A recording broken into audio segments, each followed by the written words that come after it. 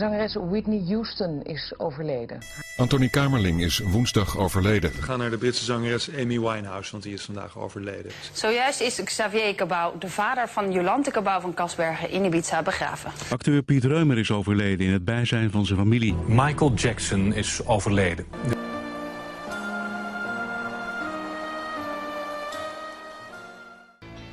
I pray.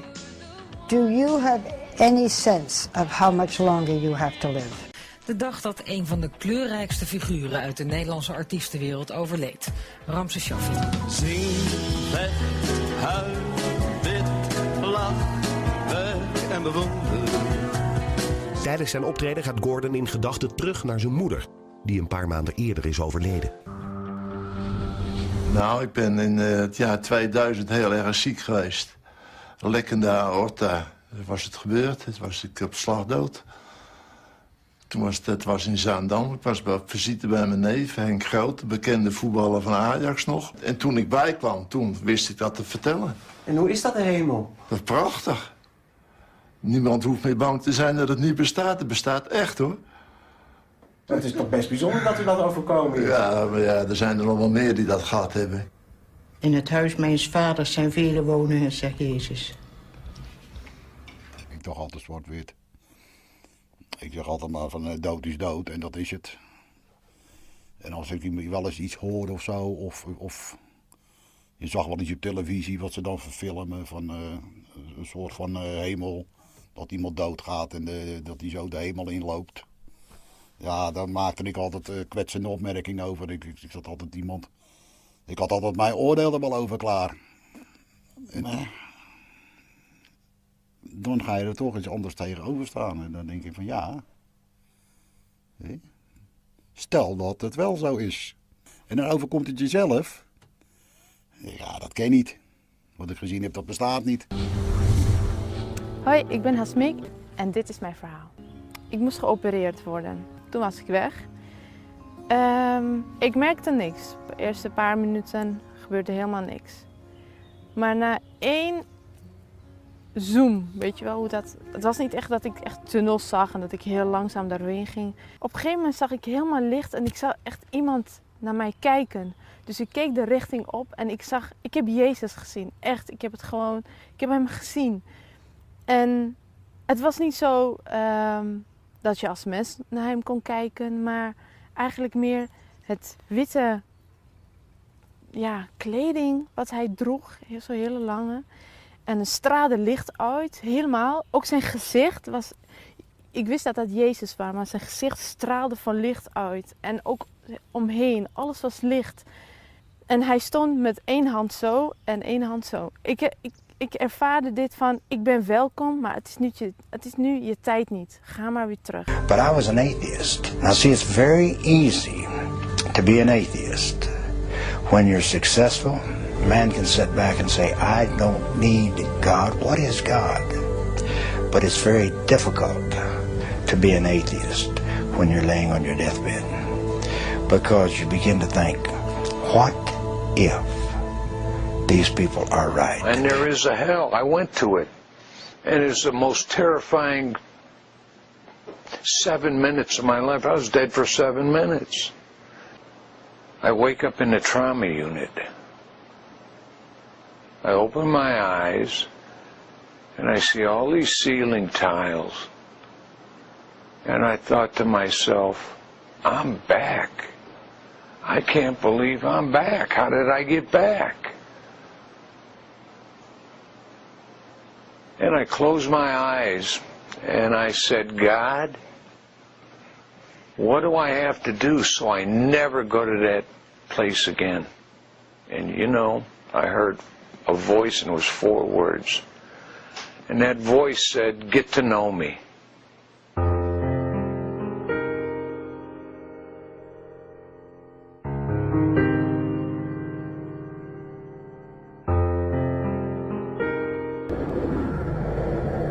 As I stood there, realizing I could actually be in hell, a radiant beam of light pierced through the darkness above me. As this light touched my face, I felt an awesome presence go through me, and my entire body seemed to lift off the ground and be translated up into this light and radiance. As I'm being drawn up into it, I can see that it's coming from a circular-shaped opening far above me. I feel like a speck of dust being drawn towards this light. As I'm being drawn up towards it, I thought, is this real? I look back over my shoulder, and far beneath me, I could see the darkness. Still not understanding what this light was, I began to move up to the opening, enter it. As I was drawn into the opening, I could now see that it was a tunnel. As I looked along the length of it, I could see the source of the radiance. My first thought is the center of the universe. Look at the light. Look at the power coming from there. As I'm being moved towards it, I watch as a wave of radiance comes up. As this wave of light comes off the source, it touches me, and I feel warmth, comfort. All that kind of fear and darkness just seems to go out of me, and I feel a living light flow through me. Shafts of radiance came out from the central core. It was like a white fire. Phenomenal radiance in the central core. From that, I watched this brilliant light piercing out. And I thought, even the stars in the universe, even the constellations must find their energy source from this focal point. What is that light? Is there someone in there surrounded by this radiance? As I questioned that in my own mind, a voice spoke to me from the center of the light. The moment I hear his voice, I recognize it to be the same voice that spoke to me in the ambulance, telling me the Lord's Prayer and whether I'd forgive. And he said, "Ian, do you wish to return? If you wish to return, you must see in a new light." Words appeared in front of my eyes. God is light, and in him there is no darkness at all. I thought, God is light. Could that possibly be God? And in him there's no darkness at all. I've just come from darkness. Whoever this being is, he is completely separate from darkness. I see no shadow. I see no evil, only pure white radiance. And he knows my name. Could it possibly be God that I'm standing in the presence of, talking to? I thought, if it is, he must be able to see my spirit absolutely naked. He must see everything. I began to pull back. As I began to pull back towards the darkness of the tunnel, I watched a wave of radiance come off him. I expected it to touch me and literally catapult me back into the pit. But as this wave of light emanated forth off him, it moved through me, and all I got was love. The love was causing me to literally blubber. I was actually just bawling my eyes out. And I could feel an acceptance coming. I said, God, you can't love me. I've cursed you. More love. I said, I've committed all kinds of sins. I've slept around and taken drugs. More. As the love kept coming, I then literally divulged what I knew to be the most debauched things in my life. As the light began to open up, I became aware that standing in the center, I began to make out a man's bare feet. Around his ankles were dazzling white robes, garments, not garments of cloth, but garments of light. As I looked out and saw that, I began to lift my face up to see the chest of the man, and his arms are outstretched with dazzling white robes, as if to welcome me. As I looked, I knew that I was looking upon God. Such... You're just awestruck. You can't be prepared. You have no way you can be prepared to see this. I stood in absolute amazement. And as I looked towards his hair was white radiance. Out of his face appeared to be light billowing forth, literally permeating out of his entire face. You couldn't see the features of his face because the light was 7 to 10 times brighter than all the light I'd seen, and it was literally emanating forth from his face. I began walking closer towards him. I wondered if I could just see his face. I'll know who God is. As I got within a few feet of his presence, I began to place my face into the light. And it didn't hurt your eyes. It was like you could look into it. As I placed my face closer in towards his face, hoping I'd break through that veil, as my face did, he suddenly moved. I saw an opening in a circular shape like a window into eternity or a door into eternity. As I looked through this, I could see an entire new earth open up before me. It was like I was standing on the threshold of eternity and I was getting a glimpse into it. As I'm looking, I can see grass with the same light and life emanating forth from it. I can see flowers, fields. I knew if I stepped on the grass, it would not damage it.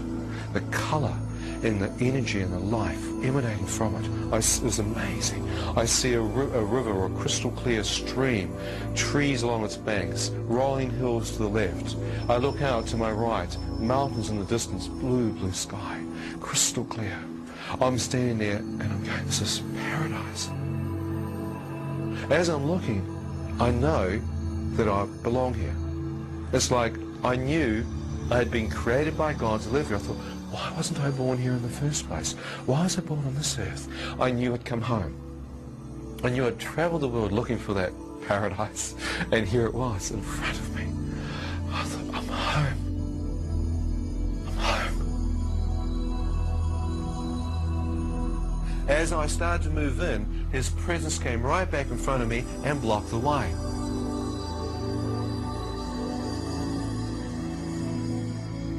He asked me this question. He said, Ian, now that you've seen, do you wish to go in or do you wish to return? God, I'm not married. I've got no children.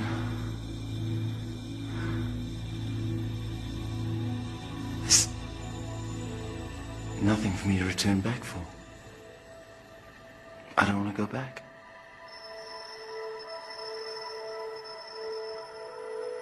As I look back, to my amazement, God showed me one person that had loved me. The moment I saw my mother directly behind me, I wept.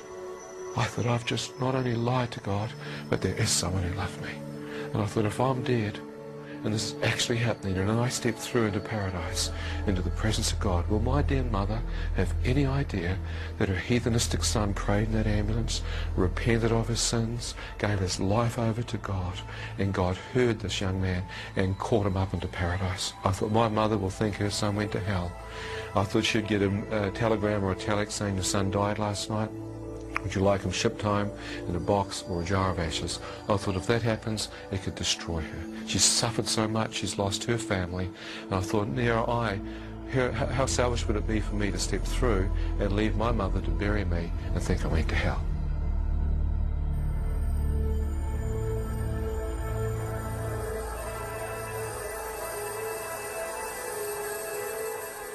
I want to go back.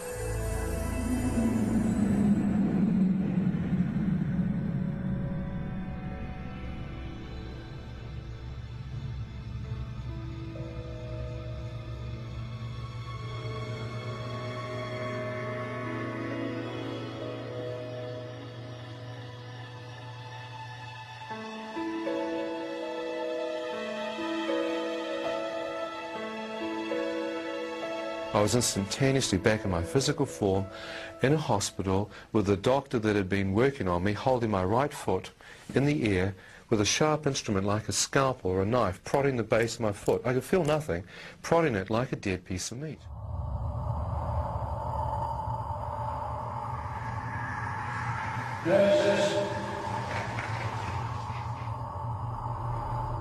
I hear the voice of God interrupt my thought, and he said this, son, I've just given your life back. Jesus said, I am the door of life. Those who come to me shall have life, life eternal, abundant life, resurrection life. And I said, God, I saw green pastures. He said, a new heaven and a new earth for those who love me. He said, son, I've created a new heaven and new earth. It's 2 Peter chapter 3, 10 to 18. He said, I saw people behind me. He said, I wish that none would perish. Do you realize that tonight he desires you to come to know him? His arms of love which were stretched out on the cross, so great a love had God that he died on the cross for you. The bottles bursted And immediately he leaped up with a broken bottle and began to stab at me. The man that ran the store came over and said, if you don't get to a hospital, you'll bleed to death in just a few minutes. They pulled out of the parking lot of that hospital. A young paramedic looked down into my face, and I could barely see him. I was so weak. But he said, "Sir, you need Jesus Christ." And I didn't know Jesus. I didn't know what he was talking about. So my reaction to that was to begin cursing. And again, he stated to me, "You need Jesus." And as he was talking to me, it appeared like the ambulance literally exploded in flames. I thought it had actually blown up. It filled with smoke, and immediately I was moving through that smoke as if through a tunnel. And after some period of time, coming out of the smoke and out of the darkness, I began to hear the voices of a multitude of people screaming and groaning and crying. But the most terrible part of it, I began to recognize many of the people that I was seeing in these flames. As if a close-up lens on a camera was bringing their faces close to me, I could see their features and see the agony and the pain and the frustration. And a number of them began to call my name and said, "Ronnie, don't come to this place. There's no way out. There's no escape. If you come here, there's no way out." When I opened my eyes, I'm in a hospital room in Knoxville, Tennessee. My wife is sitting by, and I wasn't concerned about where I was or anything around me. All I could visualize was what I had just seen. He had this funny look on his face, and it was a terrifying look. And he said, "I don't really know what's happened to me," but he said, "I've been in a terrible place." And I kept telling him, "You're in the hospital. You've been in the hospital all along." And he kept saying, "No." He said, "I've been in another place." He said, "I don't know exactly what it was, but he said it was terrible. It's a terrible place." And a couple of weeks later, on a Sunday morning, a matter of fact, the date was November the 2nd, 1972, just before 12 o'clock a.m., a minister stood to read from the Bible. My prayer was this: "God, if you exist, and Jesus, if you are God's Lamb, please, please kill me or cure me. I don't want to live anymore. I'm not a husband. I'm not a father. I'm no good." And at that instant, it was like the darkness and the blackness left my life, and the tears began to flow. And for the first time since I was 9 years old, the tears did run. And the guilt left my life, and the violence and the anger and the hatred left my life. And Jesus Christ became Lord and Savior of my life that morning. Something we're permitted to do. And now we want to introduce to you Howard Storm, an art and literary professor who was in Paris with his class when he suddenly had a stomach rupture, an ulcer rupture, peritonitis, shock, sudden death, clinical death, resuscitation, hell experience. I was a 38-year-old college professor, and I taught art, and I had taken a group of students and my wife, and we had gone around Europe, and we had just done a 3-week tour, and this was the next to the last day, and we were in Paris, and at 11 o'clock in the morning I had a perforation of my stomach. He called an ambulance because he knew what was wrong, and they took me about 8 miles across town to the public hospital, to the General Hospital of Paris. I knew that it was over for me. I knew that I was dead. The only thing that was keeping me alive was I didn't want to die. I was scared to death of dying because, as far as I knew, I was an atheist, non-believer, person who lived for their the gratification they could get out of the moment, and like dying to me was like the worst. I mean, next to the pain, dying was the worst thing that could happen to you, because it's the end of life and there was no more, there wasn't anything else.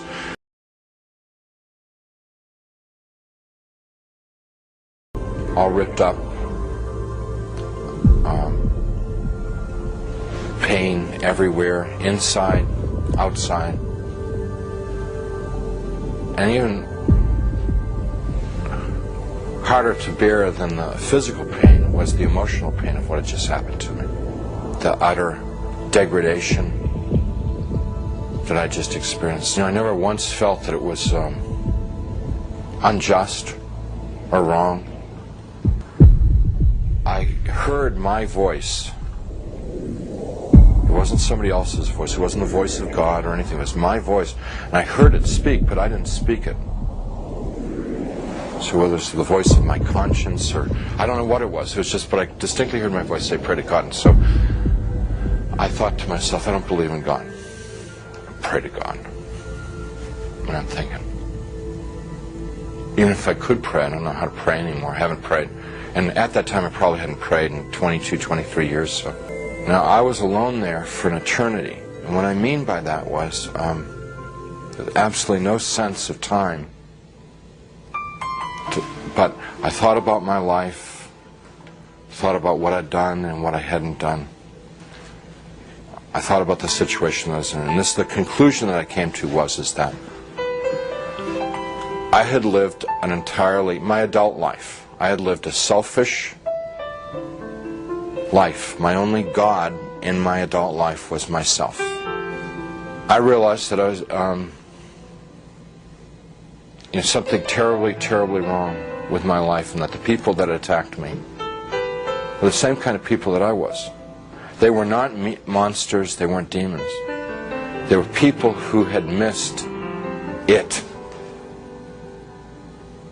The point of being born and being alive in this world. They'd missed it, and they'd lived lives of selfishness and cruelty.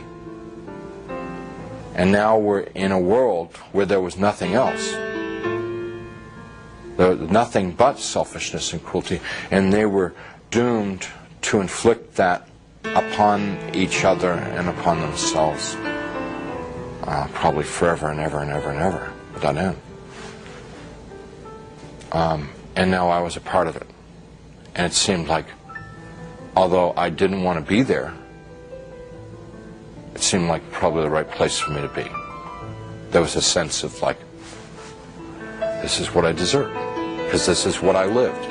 You can't imagine how emotionally painful that was. And I'm lying there for time without end, thinking about my fate. And in the back of my mind comes up an image of myself as a child, sitting in a Sunday school classroom, singing, Jesus Loves Me. I could hear in my mind, Jesus loves me, la la la, Jesus loves me, la la. And as I recalled myself singing it and I could hear myself as a child singing it. More important than anything else was that I could feel it in my heart that there was a time in my life when I was young and innocent, when I believed in something good, when I believed in something other than myself, when I believed in someone who was all good, all powerful, who really, really cared about me. And I knew that I wanted that back, that which I had lost, that I'd thrown away, that I'd betrayed. I wanted that back. That I didn't know Jesus, but I wanted to know Jesus. I didn't know His love, but I wanted to know His love. I didn't know if He was real, but I wanted Him to be real. You know, I mean, this was all just because I trusted that there was a time in my life that I had believed in something, and that I knew I had known once as a child that it was true, and I wanted to trust that it was true. So I called out into the darkness, Jesus, please save me. Please save me. And He came. He came. First there was a tiny little speck of light in the darkness, and very rapidly got bright. And the light became so bright that if it were in this world, it would have consumed me.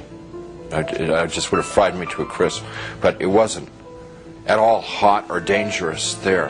The light just came upon me, and he reached down. He was in this light, and he reached down out of this light and gently started to pick me up. And in his light, I could see that I was gore and filth and wounds all over.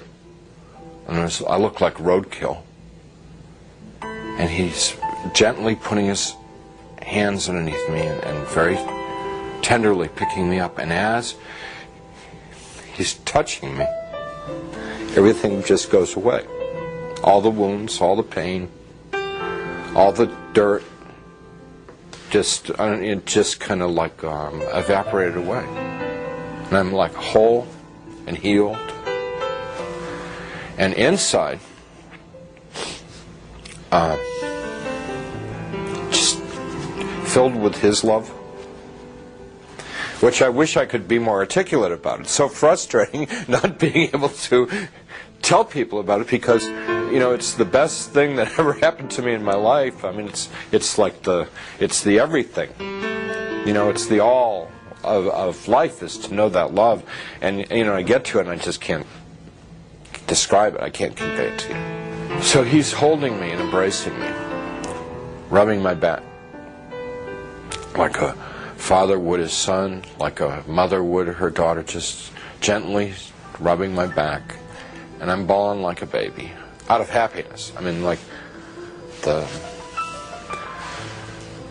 release, you know, having been lost and now been found, having been dead and now brought back to life, you know. And he's carrying me out of there. Up we just go. Out, gone. And we're moving towards a world of light, and I began to have thoughts of tremendous shame that I've been so bad,